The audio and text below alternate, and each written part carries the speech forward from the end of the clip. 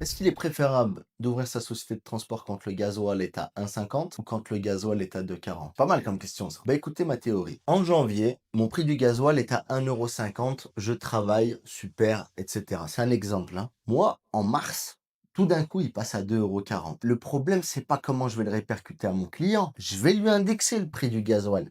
C'est sûr et certain. La part du gasoil dans le transport, je vais imputer cette augmentation. Ça, c'est pas un problème. Le problème, il est pas réellement là. C'est où que le bas blesse? C'est que moi, le temps que je me fasse payer et que le temps que j'applique cette indexation sur le prix du gasoil, ça veut dire pendant 3 mois et je vais devoir rouler à 2,40.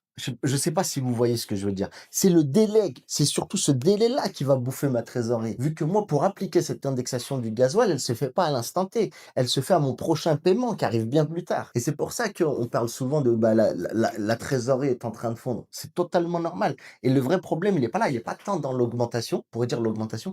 Le vrai problème, il est dans la capacité à pouvoir attendre la régularisation de ce prix. Parce qu'au final, le prix, il a toujours augmenté. Il y a eu la crise du Covid, il y a eu la crise de l'Ukraine, et il y a eu maintenant la crise du détroit d'Ormuz. Au final, il est jamais redescendu à son plus bas qu'il y avait à l'époque. Donc, le vrai problème dans une hausse du prix du gasoil, c'est ce délai où ta trésorerie doit supporter le temps de ton indexation quelque part. Voilà. Merci à vous.